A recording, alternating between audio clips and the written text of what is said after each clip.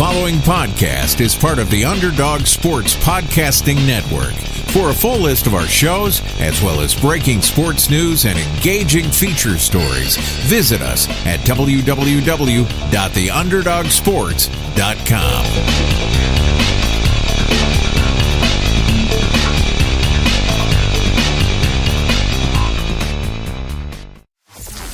Talking around the bases with Ryan Carter and Logan Smith. Welcome to Talking Around the Bases, episode 11. My name is Ryan Carter, and again, I'm joined by Logan Smith. On this week's episode, we're going to talk about the weeks of games that have already been played, who's doing well, who's doing bad, as well as some interesting injuries and some interesting facts that have happened along the season so far. So without further ado, let's go ahead and get into it. Logan, how you doing today? Doing great, man. You know, just enjoying watching baseball and gonna enjoy talking with you about what happened in the past week. Yeah, definitely. And I know first, before we get into it, you and myself, we went to the Nats home opener on Thursday. Super pumped about it, and actually left not so super pumped about it, as Steven Strasburg was not quite himself.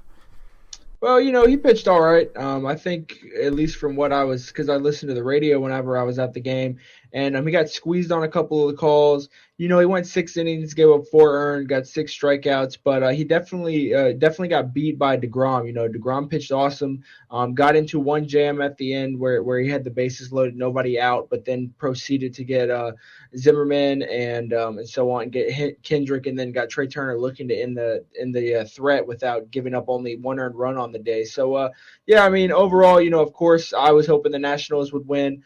But you know, as long as with baseball being back, I don't mind going to the game and watching them lose that day at least. Yeah, for sure. And I knew it was going to be tough because DeGrom's a really good pitcher, and I figured it was going to be quite the duel. Mets just brought out their home run bats that day. A little scary because Adam Eaton got pulled out, and luckily it wasn't too bad. They said it's nothing serious, so that's good on that front. Yeah, I mean, you know, congratulations to Adam Eaton and Justin Smoke on being named the NL and AL Players of the Week, respectively. You know, but both of them had massive weeks. I mean, Adam Eaton's been killing the ball. Like you said, other than that, just seemed that mild hiccup where he got taken out with I believe, twisted ankle, but they said he should be fine. You know, so far he's hitting over 450. You know, he's batting 455, 2 homers. He's got 10 runs, on 10 hits, and he's got a 520 OBP. So, you know, him on top of that lineup, obviously I'm biased, but man, you know, it's going to be exciting to watch with him up there getting on base, kind of being that table setter. And with Justin Smoke, you know, he obviously had that massive grand slam off of David Robertson that ended up winning that game for the Blue Jays. And I'm trying to pull up his stats right here. I'm not sure if you have them, but overall he's had an amazing week for the Blue Jays. So yeah, I mean, you know, obviously so far it's pretty early, so we can't really take everything too crazy. But just overall, it's been a fun week. Yeah, and for the Justin Smoke stats, he actually has 2 home runs, 9 RBIs, 3 walks. He's hitting .385, only struck out 8 times, and that's in 26 at-bats while scoring 5 runs. So, yeah, he's having a heck of a year. Another guy who started off strong and actually got kind of rewarded, and so to speak, with a 6-year deal extension. I think it was 6 years, $116 million, was Charlie Blackmon for the Rockies, just picking up where he left off last year. Yeah, I mean, well deserved. You know, I mean, obviously, a lot of people are like, well, what would he do, you know, if he didn't get to play half of his games in Coors Field? And now we just don't have to find out. Yeah. You know, I mean, last year, you know, 37 bombs, 104 RBIs, and threw in 14 stolen bases on top of that. You know, led the league in hitting, 333 or 331 batting average with almost a 400 on base. So, you know, the guy's a stud. A little bit older. I believe he's actually 31 right now. So, you know, he's a little bit older than some of the guys like a Machado or a Harper that are going to be free agents, but it's kind of like that Altuve contract. You know, it's good to see these guys get paid before even hitting free agency. They get to stay with the clubs that most people recognize them with. And, you know, he can keep growing the beard and the mullet out because that's just an awesome look going for him. Yeah, and, you know, he's doing well, and 2 other guys that are doing really well and kind of locked in, so to speak, is, you know, one for the Washington Nationals, Bryce Harper, who's off to a nice start. His average has dipped a little bit from that explosive start he had, but he does have 4 home runs, 9 RBIs, and 10 walks, which is the big thing. He has 4 strikeouts. It was after about, I think it was like, 29 or 30 plate appearances without a strikeout, so or not that many. It was like 19 or something like that. It was ridiculous. Yeah, you were right. I think it was like 25 straight to start the year before even having a strikeout. Like you said, though, the last couple games in Atlanta and then the home opener, he struck out a couple of times. But him being in, the contract year, it's kind of what everybody expects. I mean, he wants to get paid, obviously. So, as long – and with him, he's obviously got the skill. I mean, I don't think even his haters would doubt that. But it's just he's got to stay healthy, But so far, he's been healthy. He's been crushing the ball. And like you said, he's second in the league in walks, just behind Freddie Freeman, who's been absolutely doing amazing. He's got 12 walks on the year, OBP over 600, which is absolutely unheard of. 2 bombs, 10 RBIs. He's been playing great. Atlanta's been playing great. And just overall, I think the NL East, obviously a lot of people, I think everybody picked the Nationals, which, it's only been 7 or 8 games so far, so nothing to freak out about. But Atlanta definitely has a good offense so far. Yeah, and they're pitching pretty well. That's what I was going to say. Barry Bonds alert here. Freddie Freeman walking 12 times. I mean, at this pace, he's probably going to end up with 100 if he keeps at it, and maybe even like 300. I mean, it's just going to keep going up. I mean, he might even hit 1,000 at this rate. Who even knows?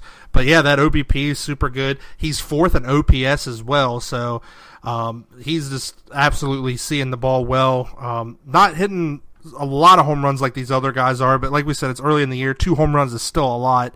Another guy who's kind of impressed me so far is Didi Gregorius for the Yankees, when you're expecting Judge and Stanton, even Gary Sanchez, who's not looking that great at the plate. His average is awful right now, and Didi Gregorius is kind of stepping in, and I think him hitting behind Stanton in the 4-hole is really helping him. Yeah, I mean, we're currently recording this Friday night, April 6th, and I've been watching the Orioles games, and they're playing the Yankees, and the O's were actually up 3-2, and Didi Gregorius hit a home run in the 8th inning to tie it up. So, like you said, I mean, that lineup, the main 3 of Sanchez, Judge, and Stanton, they've kind of gotten off to slow starts, after opening day. Stanton even got booed, at his home opener in New York because he went 0 for 5 with 5 strikeouts. The platinum sombrero. Yeah, exactly. But Didi's been awesome. I think he's definitely, even last year, he's definitely made for that ballpark. But I think he's still been a little bit on the underrated side. Obviously he had to step in for Derek Jeter, which, nobody was expecting him to really do much offensively. They were kind of bringing him in to be a glove-first guy. And so far, he's got 3 home runs, 10 RBIs, more walks than strikeouts, and he's batting close to 400. So, if he can keep that up, I mean, obviously he won't. But if he can just keep being steady, like you said, in that lineup, with him batting behind all those big guys, once they get hot, once they get going, he's going to have RBIs to drive in for days. Yeah, and I don't want to jinx myself right now because Sanchez is up at the plate with Didi, who just walked. But Gary Sanchez is a 67 average, 0.67 average, which I was not expecting since, he's a hitter guy first and defense last, and he has not been looking good to start the season. So hopefully he can get out of the funk he's in. Yeah, I mean, I think, with guys starting off slow, even Mike Trout's not been at the top of his game. Obviously, we said Sanchez, Stanton, and Judge. There's been a lot of guys, I think, so far that are kind of big names, which happens whenever you play this little amount of games, that are going to be starting off slow, But that just means, in my opinion, it means that they're going to get hot and they're going to end up just crushing it for about a week straight to get these stats to normalize. I mean, you've got guys like Ian Happ leading the league in strikeouts so far, batting 136. Kevin Kiermaier's batting under 100. He's batting .71. So a lot of these guys, I think they'll just end up getting really hot for probably 4 or 5 days straight, and then by a month or 2 in, all the stats will pretty much go back to normalizing for the most part. Yeah, and Gary Sanchez is one of those guys I would have kind of expect this from, just because he's not been in the league that long. people go through adjustment periods like this. One guy I do not expect to have an average kind of around this is Paul Goldschmidt, who's actually batting .091, has no home runs, only 2 RBIs, does have 9 walks. He's, third in the walk column, 7 strikeouts. So this is not something I normally see from Goldschmidt, as his on-base percentage and his OPS and slugging are normally up there. And right now it is not looking too good. Yeah, I mean, obviously probably a slow start if you had to ask me. I mean, right now, Arizona's 6-1. They're 2.5 games up on the rest of that division, which is, they're off to a really hot start. So I'm sure if you ask, Goldschmidt, I'm sure he'd take the team wins over his personal stats. But, if anything, I'd say Paul Goldschmidt's one of, if not the most consistent superstar in the game. Definitely doesn't get talked about a lot being on the West Coast, but man, that guy's a superstar. It seems like he's always going to put up numbers, so I don't have a doubt that he's going to be able to put up his normal numbers again. But one guy that we have to talk about is Shohei Ohtani, man. I know we were watching it when he hit his first career home run. What do you think about that so far? Oh man, that was electric. Me and you were sitting there this Tuesday. He picked up his first major league win. First time since Babe Ruth has a player won his first career win and then hit his first home run. And that's just amazing. And that's something that is wild to see. And, now there's even talks of Cincinnati prospect trying to go both ways, as well. But, Shohei Ohtani, that home run, oh, that was amazing. And then not only to have his first home run, but then to come back and hit a 2-run home run off of Kluber. That's unbelievable. He's on fire right now. And that's something different from where spring training and, he wasn't looking good at all. So just to show you again how spring training really doesn't matter. And, I don't expect him to keep this up the whole way through, but it's fun to watch. Yeah, I mean, just to get back to the prospects, I believe Hunter Green is the prospect for the Reds, and Brandon McKay is the prospect for the Tampa Bay Rays that are trying to do the pitching and hitting thing. But yeah, I mean, Ohtani, whenever he hit his first home run off of Josh Tomlin, we're kind of like, yeah, that's awesome, hit a home run. But Josh Tomlin, I mean, no offense to Josh Tomlin, obviously he's better than me or you, but we don't really see him as the same level. So we're kind of like, well, let's make sure we take it with a grain of salt. And then whenever, the next day, I believe he hit that 2-run bomb off of Kluber. Yeah. And it's like, okay, wait, now, this guy, he might be more legit with the batting than what we were expecting. I think everybody pretty much knew he was going to be a really good pitcher, but we didn't know what he was going to bring with the bat. And that really changed, at least my mind so far. Like you said, in spring training, he batted, I think, right at 100, had like 2 hits and 22 at-bats, and pitching was bad. He pitched a good game, got 6 strikeouts in 6 innings. But really, man, the hitting is what's been impressing me. I mean, those, they were crushed. Could I fill you in on something real quick? Yeah, man, go ahead. I just want to let you know that Shohei Ohtani just went deep again against the Angels. Against the Athletics. So that's 3 home runs. Yeah, he hit one off of Gossett. Wow, that's awesome, man. That's live breaking news from the podcast then, because you guys will probably hear this sometime later, probably like whenever you listen to it, Thursday or Wednesday. But yeah, man, Ohtani just went deep again, so that's 3 already, and he's crushing the ball. Yeah, he went Oppo Taco apparently. That's awesome, man. Wow, well that's perfect timing then. Man, yeah, that's awesome. Like we said, I wasn't expecting this, at least with the hitting, but I mean that's awesome, man. I'm stunned. Yeah, I saw that one go up there and I was like, well, let me just check, and I was like, oh my god, it was him. Yeah, so Ohtani, definitely if you're not watching this guy, definitely tune in. I think the plan is they're going to pitch him every 7th day, so we'll have to see when his turn in the rotation comes again and how much he's going to wear down through the season, because pitching and then all this hitting. Luckily they're doing it at DH, so he doesn't have to play much field, so it shouldn't wear him down too much. But yeah, it's fun to watch. Now, that's so cool. We haven't seen something like that in baseball. I mean, nobody alive really has seen anything like that in baseball. That's crazy. Yeah, it's crazy. I mean, he pitched well too. Now, one thing that I was a little concerned of is, and a lot of people have to be concerned of as well, is Kenley Jansen, of course, who He just hasn't had that, mile per hour on his fastball.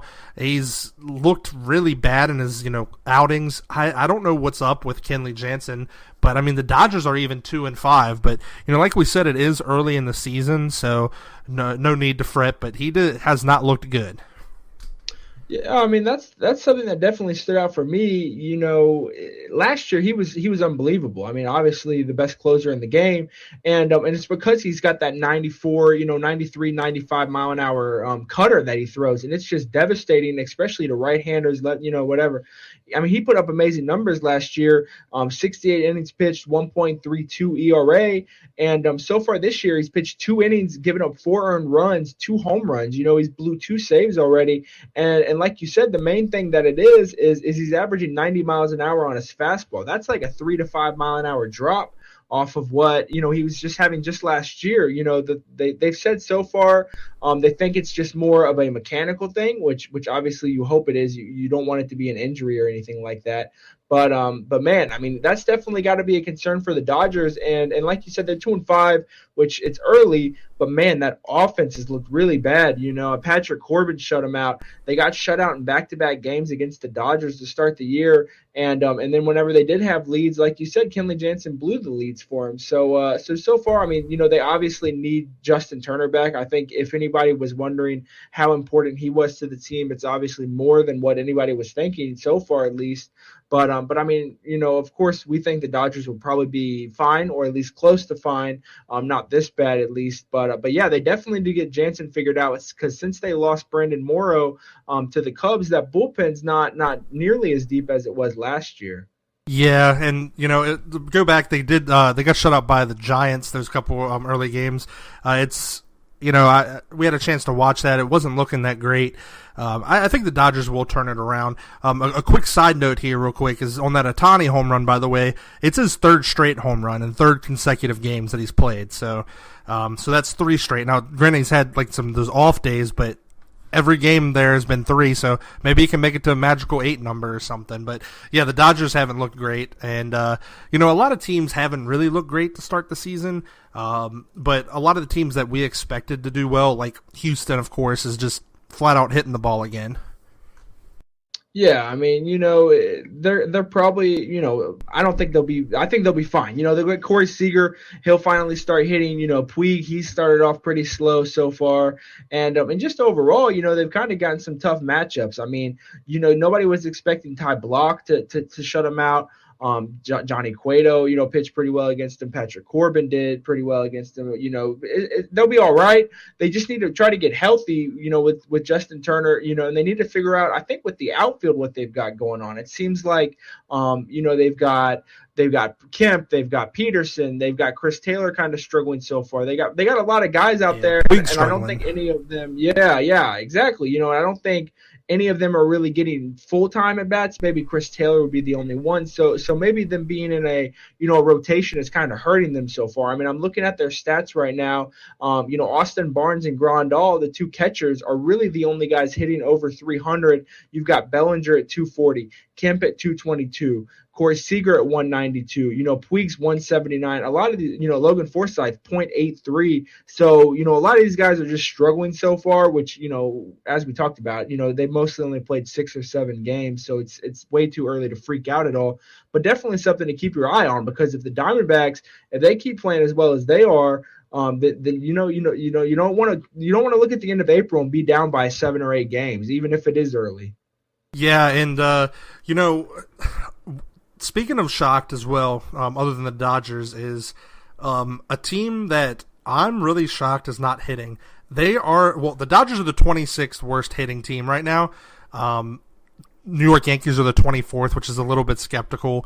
The Orioles, who are supposed to be better hitting, are 27th. They're just not hitting at all. I don't know. I tell you all the time, like every time I see it, is like they looked awful. They're starting to pick up some. Machado's hit 2 home runs tonight, his first 2 of the season. Their pitching has been weird off and on. Cashner, like I said, that first game, Sinker looked flat. The next game he threw amazing against the Yankees last night. It was really fun to watch. But a team that is last in hitting in the league is the Cleveland Indians. They're only hitting 157, and I don't know what's going on there. Yeah, that's definitely been really surprising, like you said. I think today they actually did pick up a win. Yeah, they won 3-2 against Kansas City. Their pitching's been pretty well for them so far, but like you said, I mean, you've got guys. Francisco Lindor's kind of been off to a slow start. Edwin Encarnacion's been off to a slow start. Yonder Alonso, their new free agent acquisition. They did get Michael Brantley back today from the DL. He did get a hit with 2 RBIs today, so that'll be nice. Obviously we don't know how long he'll stay healthy for, but they really just need guys to get going. I mean, obviously Jose Ramirez, who finished top 3 in the MVP last year, he only has, I think, 2 hits on the year. So once these guys, they're just too good to not get hits. I mean, Jose Ramirez, Bradley Zimmer, Jason Kipnis, Francisco Lindor, obviously, Edwin Encarnacion, all these guys to be batting under 200, even though they've only played 7 games so far, they'll be fine. At least I think. I mean, nothing to freak out about for sure. I mean, these guys are just too much professional hitting in that lineup for them to get shut down, especially in such a weak division for too long. I mean, one thing, if people listen down south or out west, they're not going to know, but the East Coast has been really cold this week. So, DC, New York, Detroit, Cleveland, all these guys are in really cold environments. So maybe it's just taking the hitting a little while to get heated up. You come in from Florida, Arizona, spring training, and you come into this really cold weather where it's around 40, 30 degrees. The Nats game we went to on Thursday, I mean, I had on 2 or 3 layers with a blanket and it was still cold because of how windy it was. So, sometimes they just got to get heated up. Once the weather finally breaks and it's sitting about 60, 70 degrees a night, then I think you'll see some more runs put on the board. Yeah, and, one of those teams that's had to hit in kind of this weather because, they played in Detroit, on the opposite end, and, they play at home now, is the Pittsburgh Pirates, who are the second best hitting team and the second most runs in the league. So that is one thing that's actually been shocking me. Now, they've had a weak schedule because, right now they're playing Cincinnati. They won tonight like 14-2 or something ridiculous, 14-3. But they've had to play Detroit, they play Cincinnati. So, they're not playing amazing teams, but they're 6-1 and hitting the ball. Yeah, I mean, you can only play the guys on your schedule, but so far Josh Bell's been awesome. He's batting around 400. He's got 1 home run with 5 RBI, so not like the Harpers and the Freemans, but still he's been really good in that lineup. Obviously, they lost Cole, they lost Kutch. But they still have some pretty nice pieces. I mean, Gregory Polanco, Starling Marte, Francisco Cervelli's a good catcher. But their pitching's been really well too. Nova kind of had a shaky start on opening day. He came back and pitched pretty well the other night for him. They've got Rivero in the bullpen who had 1 rough outing, but other than that, he's got 3 saves and 3 chances. And it's kind of almost like a patchwork bullpen with what they're going with. They've got Michael Feliz, who they acquired in the Garrett Cole trade. They've got George Kontos, ex Giant, Josh Smoker, former Met. And all these guys, they're kind of just going together with whatever they've got. I mean, Steven Broltz pitched really well for him. He's went 8 innings, has a 1.13 ERA, and former top prospect. He's kind of fallen to the wayside. Tyler Glasnow, he's pitched well out of the bullpen so far for him. But I think one thing, we have to talk about here is what Trevor Williams did the other night. I believe he went 6 no-hit innings against Detroit, I think it was, and or Minnesota, I can't really remember. But he pitched really well for him and backed it up with another good start this week. And with him and Tyone together, Tyone back from injury last year, they could actually be a pretty decent top of the rotation too. Yeah, he pitched tonight, got his second win, only went 5 in a third inning, gave up 10 hits, but only 2 earned runs. So his ability to pitch out of jams and, limit the runs, definitely something I've been impressed with. He has a 1.59 ERA, did have 4 strikeouts tonight. So, man, he's been pitching great. And, Corey Dickerson went 3 for 4 tonight, has a 3.20 average. I mean, if you're a Pittsburgh Pirate fan, this is definitely something to be excited for now because this is their best start since 1976. And, Pittsburgh, we both didn't think that they were going to be that great. Definitely, some of the moves that they made, McCutchen going away, Garrett Cole, being traded away, I thought maybe would have hurt him a little bit, but that Corey Dickerson pickup, really nice. Josh Bell, like you said, have an amazing year so far. Harrison's hitting the ball. Pretty much everyone up and down this lineup is hitting the ball, and like I said, they haven't really played any one particular. except for maybe Minnesota. You could say the Minnesota Twins maybe, but we'll see if they can keep it going for sure. Yeah, man. I mean, who doesn't want to root for the Pirates? You know, you've got a team that their owner doesn't seem to like to spend a whole lot of money. So the players and the GM, they don't really have, the same talent maybe that some of the other guys do, at least the same spending capabilities as teams like, obviously New York and Boston. So whenever you kind of get those small market teams like a Pirates or a Padres, if they can really compete the whole year, then it just makes more exciting baseball. So, we're not, like you said, they haven't really had that hard of a schedule so far. But if they're able to keep it up against, one of the best divisions in the league with Milwaukee, Chicago, St. Louis, then that would just make even another storyline for that division and give us something else to talk about throughout the year, which I know you won't complain about, and neither will I. Oh, definitely. Yeah. No. Yeah. Well, no complaining here from me for sure. Now, something that I kind of started was the Twilight Zone thing. There wasn't really much Twilight Zone in terms of games this week, but my Twilight Zone is It's Christian Villanueva, and where in the world did this guy come from? Because that game against Colorado, he went 3 for 3, 3 home runs. 4 runs scored, 5 RBIs. He had a heck of a game, and I don't even know who this guy is. Yeah, man. I mean, that was awesome. I mean, the same thing. I mean, I was actually, I think, asleep whenever that game was going on that night. I had to probably work early, but when I saw that, it popped up the next day, I was like, okay, wow, that's awesome. I don't really, I'm with you. I didn't really know much about him. Looking at his stats last year, he played in 12 games for the Padres, only had 11 hits, had 4 home runs, 7 RBIs, no walks. He still hasn't had an MLB career walk, which is kind of concerning. But hey, I mean, if you can hit the ball out, that I'm sure the Padres will take it for now, at least. I mean, that's awesome. I think if I had to add someone to my list for your Twilight Zone take, Tim Anderson, he was a good prospect for the White Sox, but his big thing was he never took walks, like almost ever, and he just struck out a ton. And so far this, he never really hit a lot of home runs. Last year had 17 home runs, but only had 13 walks in 146 games. Well, so far this year, he already has 3 home runs with 3 walks, which is a lot better, pace compared to last year, with 4 stolen bases. So he's at the top of the league in steals so far, and he's added on 3 home runs and put some stolen bases on there with some walks. So overall, he's been really surprising in a good way, in my opinion. Yeah, definitely. That was really shocked to see him. He had that 2 home run game. It's been really well. Another guy who kind of fits in there is Ryan Flaherty, who's hitting 400, and it's not in like a couple at bats. He's like playing every game for the Atlanta Braves. He has 25 at bats, 10 hits, 4 of them doubles, no home runs though, only 2 RBIs, but with 5 walks. And Ryan Flaherty was a guy who played with the Orioles and was a bench guy, and didn't get a lot of playing time. Whenever he did come in, he did hit the ball well, but didn't see much playing time with the Orioles, of course. And man, hitting 400. I mean, definitely, props to him. So a lot of guys, even Mitch Haniger, I'm surprised about how good of a start he has coming off. A lot of guys are having a nice start. I think it was interesting fact that you told me the other day is when San Francisco Giants finally scored a run, it was like the first time they scored a run from Evan Longoria, who drove in someone. It was the first time they scored a run that wasn't on a Joe Panic home run.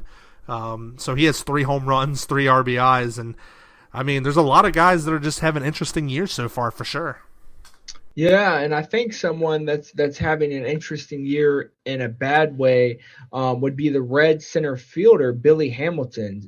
Coming into tonight, his average was .063. Looking at it, it looks like he did get a base hit tonight to bump up his average a little bit over 100.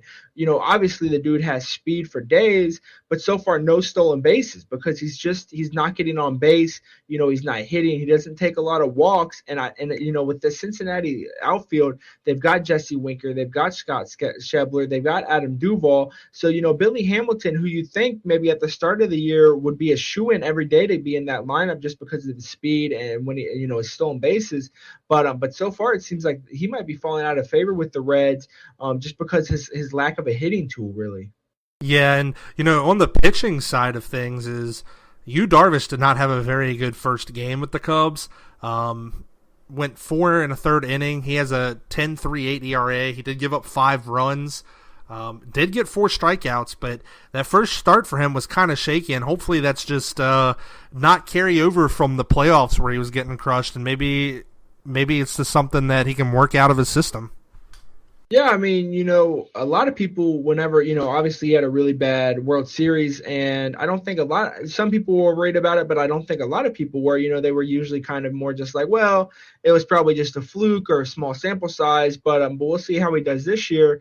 And he got the Marlins, which you think would be a pretty easy matchup. Obviously, it wasn't, because they beat up pretty good on Lester, Quintana, and Darvish. But yeah, I think these next couple of starts for Darvish are going to be really something to keep an eye on, just because you do kind of have to worry if he continues to struggle about whether or not something did happen in the World Series, or if he's tipping his pitches, or if he's just whatever's going on with him.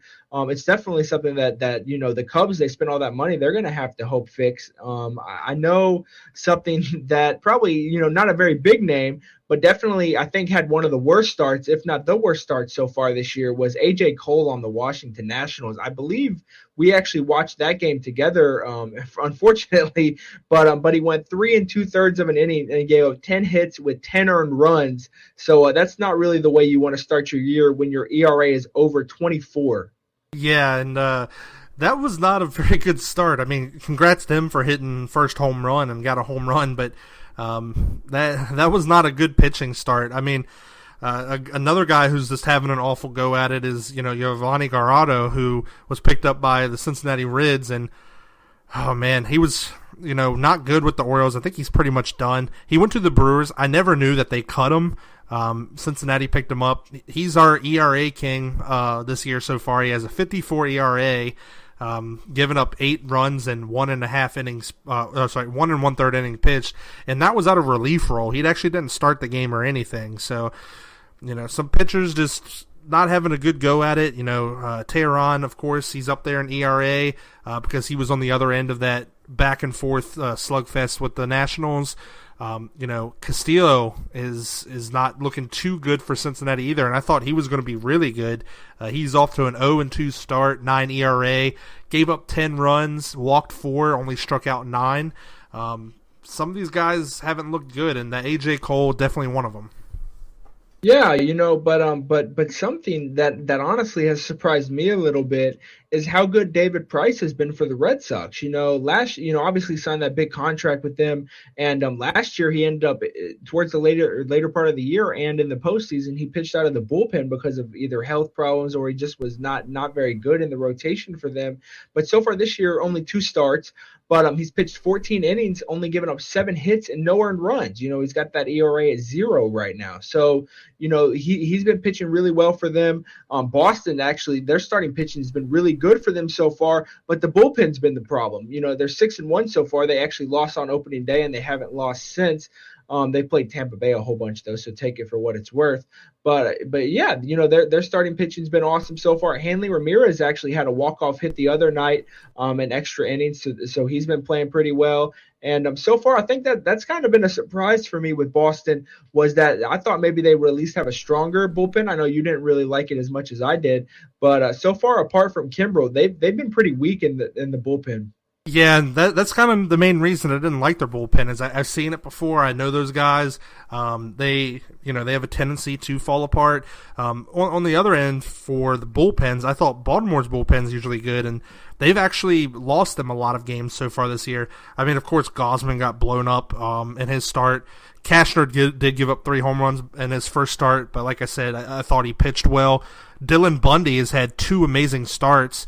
Other than the 0 ERA guys, which there's 4 of them, David Price, Jacob Junis, Barrios, was that Chirinos and Male?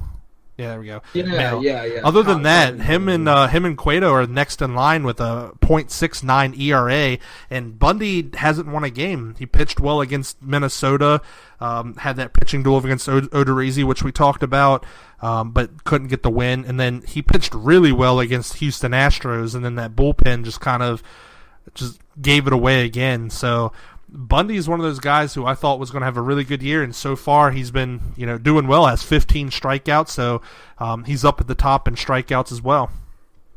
Yeah, Bundy's been great for the O's. I know that was really something that you were really excited about so far for good reason.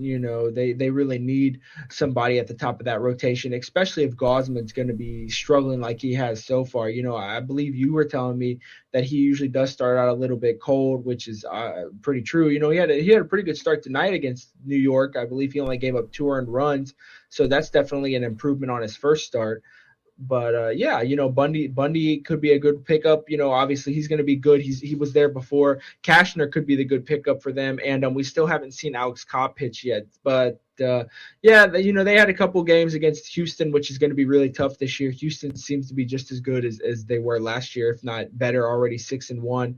They did lose tonight though against San Diego, but that's the problem. You're looking at the standings here, and you've got a couple of teams which make sense. Boston, New York at the top, Houston's at the top. But then, you can only take it with so much of a grain of salt since they've only played 6 or 7 games so far. And you've got some guys like Arrieta hasn't pitched for the Phillies, or like I said, Alex Cobb hasn't pitched for the Orioles. So there's still a lot of things that are going to be changing, but it gives us something to talk about at least. Yeah, definitely on a hitter and pitcher standpoint, it is a very small sample size. You can kind of extend that to managing. However, I feel like it's a whole lot different. And one manager who's not been looking too great, and I know we've talked about it a lot, is Gabe Kapler up in Philadelphia, who's making some questionable moves and getting talked about a lot. And it just doesn't extend to the things that he has done previously. It extends all the way back to that first game where we talked about, where he actually removed Aaron Nola when Nolan was actually pitching super well, and then their bullpen came in and gave up like 4 runs. Yeah, I think we could talk about this for a minute because there's kind of been a lot going on with this. Like you said on opening day, he doesn't start Odubel Herrera, who kind of seems to be, he was the guy that's been there. He's been there through the bad years, the last couple of years, and now he's signed a big extension with them, and he doesn't start on opening day. Like you said, the crazy part with bringing Aaron Nola out just because he'd been cruising only after 68 pitches, and then 2 days later, when they were down in Atlanta, he goes out to get Velasquez. He's going to pull him, and they didn't have anybody warming up in the bullpen at all. So he was trying to bring in somebody cold. The Braves manager got really upset by that because, the umpire decided to give the relief pitcher a couple of pitches just so that way he wouldn't injure himself, but MLB actually came out with a statement and said that pretty much that they don't have a rule to cover this because they didn't think anybody was stupid enough to bring in a relief pitcher without them being warm at all, or even throwing a couple of pitches. So this was definitely, I don't know if Gabe Kapler is in over his head. On opening day, from what I could see and what I heard, was that he actually got booed pretty loudly during the intros whenever he got announced as the manager and whatnot. So I don't know if anybody has ever got what's the earliest somebody's gotten fired into their tenure. But so far it's not sounding great from him. I believe an anonymous player for the Phillies came out and said that, Gabe Kapler pretty much needs to kind of stay out of their way and pretty much keep to himself when it comes to the most part, So I don't know how long it's going to last. This is kind of the first big analytics manager, in my opinion, that's kind of trying to just do everything by the book, which obviously there's a place in baseball for analytics, but I don't know if you could only use that. And so far with Kapler, he really needs to kind of step up, or else he might not have a job for that long. Yeah, and the bullpen management and the fact that he pulled Aaron Nola shows his inexperience. I mean, I just don't know, the whole booing on opening day. I've never really gotten around that or liked it too much, but I don't know. I think Gabe Kapler might turn it around, but we'll just have to see. Yeah, and of course, right now they're not really hitting very much. J.P. Crawford's batting close to pretty much .05, which is really bad. Aaron Altera's not hitting. Nick Williams, Carlos Santana. So maybe if a couple of these guys start hitting, and in the bullpen maybe he starts pitching a little bit better, then some of that pressure would definitely come off of him. But from what I heard, he used a position player, I believe his 3rd or 4th game in, which is the earliest to start the season a position player's ever pitched. And within the first 3 games, he'd made the most pitching changes of all time to start a 3-game series, of the year. I believe he had like 22 pitching changes. So He definitely has his feelings. I believe the Phillies are behind him, at least the ownership, because obviously, or else they wouldn't have hired him. But yeah, man. I mean, it's definitely Philly fans. They've got the Eagles. They won. They've got Villanova who won. The 76ers are playing pretty well for them. But it doesn't seem like they have a whole lot of patience for Gabe Kapler, at least so far. Yeah, and that position player is actually Pedro Florimon, who actually used to be with the Orioles as well, but he's the center fielder and came up for an inning, gave up 2 runs. Luckily, it wasn't a lot of runs, but yeah, anytime you got to go to a position player like it's that early in the season, that's a head scratcher for sure. I would expect maybe Cora or even Aaron Boone to have a little bit of trouble, but with those lineups, you really don't have to do anything but just make it and let them go out there. Yeah, I mean, exactly. There's no doubt Gabe Kapler definitely kind of has a lot less when it comes to roster compared to a Davey Martinez or like you said, an Alex Cora, Aaron Boone. They've got a stacked lineup. So Gabe Kapler kind of has a little bit less to work with. But honestly, when you look at that team, I mean, Reese Hoskins, Odubel Herrera, Cesar Hernandez. Obviously they signed Scott Kingery to that big deal, so he's on the team. So that team definitely has some potential, I think, for this year. We both kind of picked them as surprise teams to finish second in the NL East. They still haven't had Jake Arrieta yet, so that'll definitely help out a lot. But yeah, it's going to be interesting to see if he actually, maybe calms some of the nerves and gets it together a little bit. But one thing that was pretty cool, and I don't know if you actually got to watch the start or not, but Bartolo Colon went out there and pitched for the Rangers and actually pitched pretty well. He went 6 innings, gave up 7 hits, but only 1 earned run. So, Bartolo Colon's going out there, 44 years old and pitched pretty well for Texas. I think that's just awesome. I don't think Bartolo Colon is ever going to retire.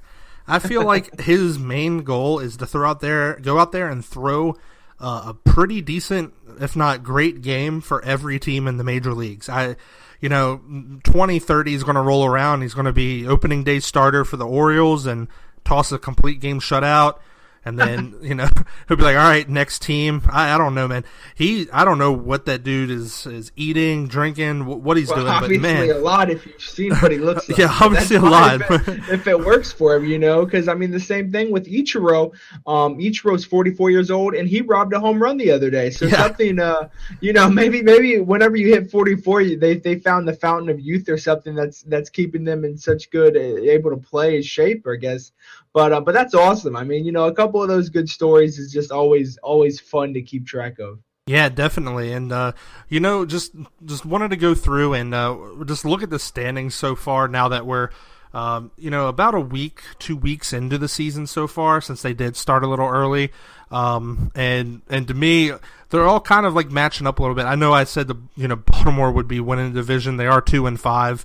Like I said, they haven't played too bad. Their hitting has just not been there. But in the American League East, you got Boston at 6-1, Yankees at 4-3, Toronto at 4-3, who's kind of staying healthy-ish. We talked about that whole Josh Donaldson dead arm last week, but they're at 4-3. Baltimore at 2-5, and then as we expected, Tampa Bay at 1-6, but they've actually played decent baseball. I think some games got robbed from them where Boston came back and tied them up, but that opening day, they kind of shocked Boston, and that's been their only win so far. Yeah, Tampa Bay's kind of, like you said, they've had close games so far with Boston. It seems like that they've lost a couple of one-run games, or just really close matchups in general. And they've played Boston a lot so far, so that's obviously not going to be very easy for them. Maybe once they get to play a couple of the Kansas City, Detroits of the worlds, maybe that'll help the schedule out a little bit. But, so far the division, nothing crazy's happened, at least in my opinion so far. Toronto, they've gotten to play all 7 of their games at home. It seems like Donaldson's getting at least a little bit better. They've been playing him at DH some, so that's going to help out, getting the arm a little bit of rest, it seems like. But yeah, Tampa Bay, they're still doing the 3-man rotation with 2 bullpen starts. It's just I don't think it's going to work for much longer at all, and they've only been doing it for a week now. So with Nathan Eovaldi, when he got hurt, they instead of calling someone up, they really just went with 2 bullpen days mixed in there, which makes it really tough on the rest of the bullpen and the starters on those days, since you're already scheduling in to use so many of your bullpen guys. Yeah, and at the beginning of the season we talked about it a lot, and that's one thing that I head scratch about. I have no clue what Tampa Bay's doing. They're just ruining things, really. But other than that, it's the Central. You got Minnesota at 4-2. I can't talk about Tampa Bay anymore. They're just going to upset me. You got Minnesota at 4-2. You got Chicago at 3-3, which is interesting. They've had some games delayed, postponed. You got Cleveland at 3-4. We already talked about they're not hitting well. And then, as expected, you got Detroit at 2-4 and Kansas City at 1-4. So here, to me, Minnesota on top. Hopefully it stays that way, because then my prediction would be right about them winning the division. They've looked really great. I mean, against the Orioles, their offense was just firing on all cylinders, except for Logan Morrison, of course, who finally picked up his first hit, but was batting like 0 for 20. Yeah, and we have to remember that after 70 games from now, they're going to get Jorge Polanco back too. So that's a team that is going to really compete with a wild card spot. Cleveland only a game and a half behind. I think Cleveland will be far and away winners of that division. But Minnesota, if they snuck in there and grabbed a wild card spot, it wouldn't surprise me one bit. Yeah, they're going to win that division. Moving on to the West, we got Houston 6-1, which is right where we want them. Los Angeles Angels at 5-2, which is where we had them as well. Seattle at 3-3. Oakland at 3-5, and Texas at 3-5. So Oakland and Texas pretty much, they're at the back tied up, and Houston, like I said, firing on all cylinders. Angels, of course, Ohtani's doing well, and Trout hasn't had that great of a year so far. So once he gets firing on all cylinders, it's going to be a fun division there. Yeah, no doubt, man. I mean, Houston, they're going to win the division unless something crazy happens. LA, they'll probably finish second in the division, and then it'll be a battle out between Seattle, Oakland, and Texas for the bottom 3 spots in whatever order. Seattle's got to get their starting pitching figured out. King Felix had a kind of a really bad start against the Giants the other day, and right now they're without Nelson Cruz, so that obviously hurts. Oakland, they got a couple of really good starts out of Sean Manaea, and that offense is good. You got Matt Olson, Chris Davis, like we talked about in the offseason. So they really got an exciting team. And Texas, they're just trying to figure out what to do with that rotation, because the lineup's going to be pretty good. Losing DeShields to that broken hamate bone's really, really hurting them, because he was pretty much their only center fielder for that time. And a really good, leadoff guy, gets you some steals. So they're kind of going to be hurting for a while until they get him back. But yeah, I mean, you're going to watch Houston run away with it, I'm sure, before too long. Yeah, and all these teams pretty much where we kind of expect them to be in the American League for now. Tons of things can change. Obviously, of course, we don't expect Cleveland to be third, but everyone else is kind of matching up so far on hitting wise and how they're playing. But like we said, it's still really early in the season. But moving over to the National League, of course, we talked about it, and the Mets, they're 5-1, playing good baseball. Atlanta 5-2, playing really good baseball. Washington's third at 4-3, so only a game and a half back.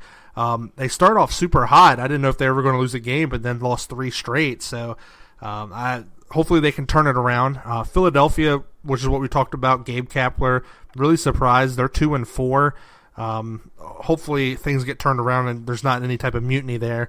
And then, of course, Miami, who's 2-5, but I think Miami's playing better than the record suggests. Yeah, I mean, Miami's been a kind of a nice surprise for everybody since they played the Chicago really tough. So far after that Chicago series, they haven't played as well. But still, I mean, just them being competitive is enough of a surprise, at least in our opinion, compared to what we were expecting out of them. And the Mets, they just need to stay healthy. They've obviously got a ton of talent. The rotation is one of the best in the games. Adrian Gonzalez has been a pretty good pickup so far for them. But, the whole thing, you don't know how long Cespedes, they finally got Conforto back. We'll see how long he stays healthy. So between Cespedes, Conforto, Adrian Gonzalez, Travis d'Arnaud, Syndergaard, you got a lot of guys that are either injury risk or they're prone, however you want to say it.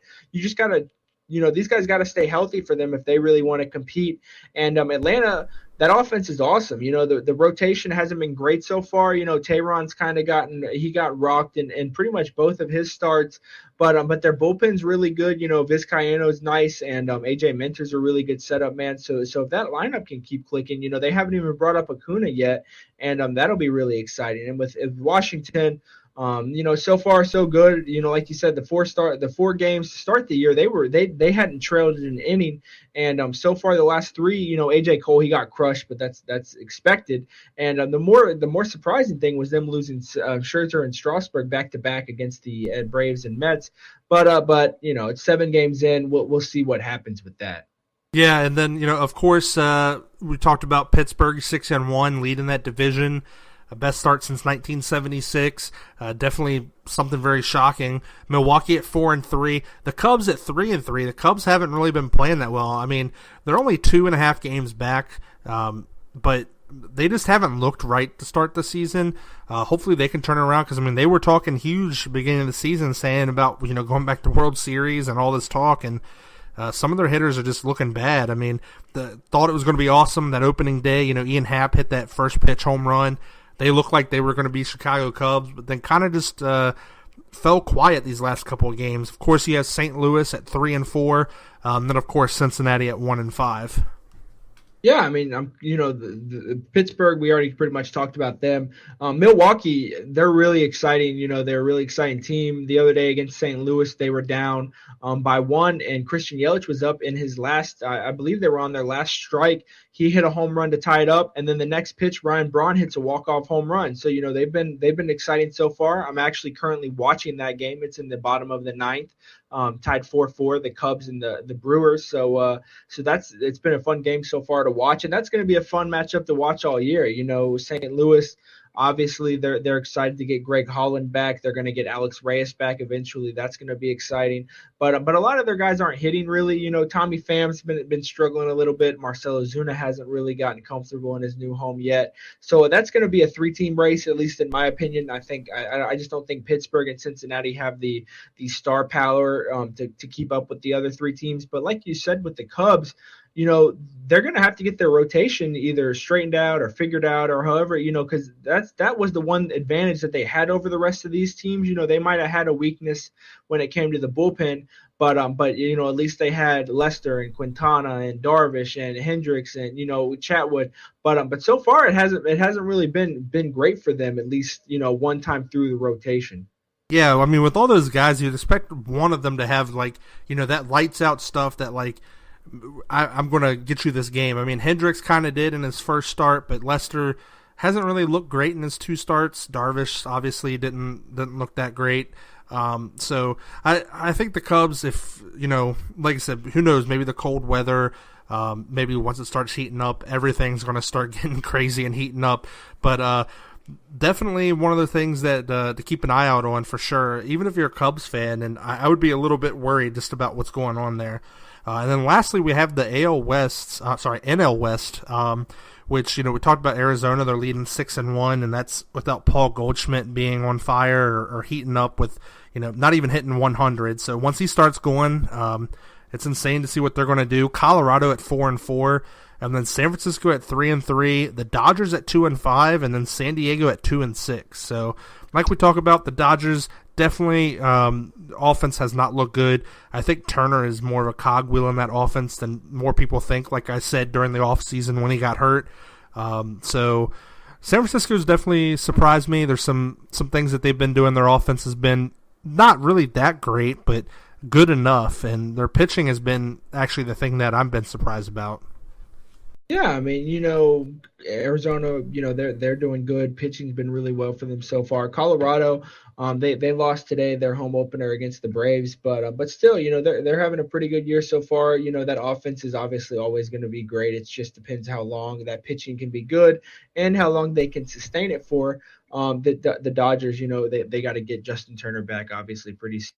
But San Francisco, yeah, they've been good. Joe Panic's been awesome for them so far. Their starting pitching's been pretty good, even without Bumgarner so far. Ty Block's pitched all right, at least good enough. Cueto's pitched really well, and if they can hold on until they get Samardzija and Bumgarner back, then that'll be a really good team to look out for. But the one worrisome thing I think, at least for Giants fans, is, man, Melancon. They gave him all that money, and I don't know if he's going to pitch this year or when he will. They don't really have a whole lot of information on him. Thank goodness Hunter Strickland's pitched. He's gotten 2 saves and 2 chances for him so far. But man, they were really excited to sign Melancon away from the Nationals whenever they traded for him, and so far that contract has just looked terrible for them. Yeah, it's not looked that great. And one thing about the Giants is I like I said, I picked them to finish third. I mean, they're currently at third, but some of the teams are not exactly where I'd like them to be. But I think that the Giants, I think they'll be good. I mean, like I said, all they had to do was survive a month or so until Bumgarner can come back. So right now they're doing that since they're playing 500 baseball. And if they get Bumgarner back and he pitches well, because who knows after being hurt and then hurt again how he's going to come back. But I think the Giants, I mean, I don't know. I'm not still sold on them yet, but maybe I could say that they might be able to make it into the playoffs again from where I'm seeing them play. Yeah, I mean, it just depends on when they get Samardzija and Bumgarner back and how they're looking whenever that does happen. With the Padres, obviously they're just waiting on to get some of these young starting pitchers in here, starting pitching prospects, because the guys they have right now, Clayton Richards, Tyson Ross, they're obviously not looking to go very far with them. Luis Perdomo had a good start tonight against Houston, and they really need Dilson Lamet to hopefully not have to have Tommy John. He hasn't really pitched so far. But yeah, they got a lot of, their offense has been good so far. Will Myers, he is out right now, I believe, with a tricep injury. So that definitely hurts them, since he was, one of their pretty much their superstars before they got Hosmer. And Margot's been off to a really cold start so far. Hosmer's not really been like himself. They still got, like you said, the Carlos Villanueva was a really good game for them. But overall, the Padres, nobody's expecting them to really do much this year. It's kind of the same thing as the White Sox. You're pretty much just getting excited for next year and seeing what young guys can do for this year, pretty much. Yeah, and, whenever I was watching games, there wasn't really any one game or anything that stuck out in my mind this last week. I think all the games were pretty good. All the teams kind of had some explosions, some home runs. Other than Price's performance, nothing really stood out to me too much. I mean, Berrios did have that 9-inning complete game shutout against the Orioles, and one of those topics was where Chance Sisco bunted against a shift that they put on him, and Minnesota and Brian Dozier was saying that the Orioles veterans could take care of it, and pretty much the Orioles were like, there was no problem with it. I mean, if you're going to shift in the 9th inning, you might as well just take the bunt. I mean, I don't know what your stance on it is, but maybe with a no-hitter you don't bunt just because that's just not right. But in the long scheme of things, all these teams are trying to do is win, and who cares if it's a no-hitter or not? You try to get on base, and if they're going to shift on you, you just take the bunt. Yeah, I mean, in my opinion, I believe it was a 7-0 lead. If I had it was like 7-0 in the 9th. But if the Twins think it's close enough for them to shift, then obviously the Orioles should try to get on base. I mean, it's not the Orioles' job to sit here and roll over. There's been bigger leads that have been coming down before, than 6 or 7-0 in the 9th. Obviously it's not likely at all. But if the Twins think it's close enough where they think they need to do some extra measures to try to play defense, then it's not the Orioles' job to sit here and just roll over and hand the Twins a victory. So no, I mean, I didn't really understand where they were coming from on that one, and I think everybody handled it fine on the Orioles side, and Minnesota should just be happy that they got a victory out of it. Yeah, I mean, you're already winning 7-0. I mean, he's a young guy. He's trying to get on base. I mean, he got on base. Actually, started a rally. They had the bases loaded. I mean, that was awesome. I mean, he got them, started that inning. Of course, they didn't get anything from it, but this is one of those things where if they're going to shift on you with that big of a lead, then take the bunt. I mean, just try to win any way necessary. I mean, if the Twins are saying that, then I mean, what do you expect? I mean, just the Orioles just be like, oh, we're down by 7, let's just not play anymore. Like, I mean, come on. That's one of those things in baseball. It's like you just try to win the game, and all this talk about unwritten rules, I just hate it sometimes. But yeah, other than that, I mean, I don't know if there's any games that you found interesting or stood out to you, or anything that happened. Right now, Orlando Arcia, the Brewers shortstop, just now hit a walk-off single against the Cubs. So that's currently what I'm watching right now. The Brewers just beat the Cubs in the bottom of the ninth inning by Orlando Arcia having a single. So that was pretty exciting to watch. And no, I mean, there's not been a whole lot of things that have been crazy. At least I mean, obviously, I wish I had more time to watch every single game. That's not really been what's happening so far. There's just a couple too many to keep track of every day. But yeah, I mean, so far I think we pretty much covered most of it. You've got the Red Sox winning, or you've got all the shenanigans going on with Philadelphia. Like we said, Brett, Sean Manaea has been off to a good start so far for the Oakland A's. It's been really cold. You see a lot of the players with the headgears on all the way, or with their mouths covered and everything like that. It's pretty funny to see just how cold it is, and they're still playing baseball, which, obviously is great because at least we're still getting to see baseball and everything. But there's been a lot of postponements so far. I think Detroit's had 3 of their games postponed, which obviously stinks for Tigers fans, and but at least they'll all get rescheduled and everything so far. But yeah, I mean, so far it's still really early. But man, it's just so great to have baseball back. It's so great to have all you guys as listeners, like me and Ryan were talking about before the show. Thank you all so much for watching. The last episode really seemed to get blown up. The popularity was really happy.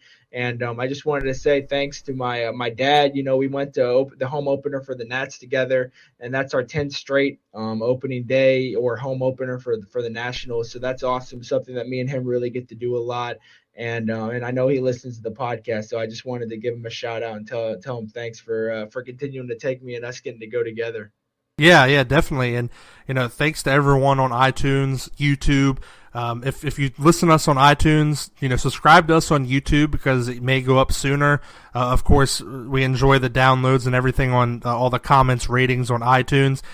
Still, if you have a comment, just let us know how we're doing. Send us a comment, like we said, about games you'd like us to watch, even to our Gmail, talkingaroundthebases@gmail.com. Tell your friends, tell whomever just to listen in because, as more and more games come and we can talk about more things, it's definitely going to get interesting. And if there's any game in particular that we can talk about, just let us know. Especially let us know who your teams are, or maybe if there's something that we're not talking about or you want us to do, just definitely let us know. But yeah, thank you for all the support. Also, thanks to the Underdog Sports Network for also hosting us. We can be found over there. So, yeah, definitely a lot of baseball left. Only first couple of weeks, and we'll see how it kind of trends back and forth. And of course, if you hadn't already heard about the award shows, our awards predictions that we did, go back and listen to that. Kind of see how we're doing so far. And yeah, well, thank you everybody, and thanks Logan for joining me, and we'll see you all next week. All right, everybody, enjoy baseball.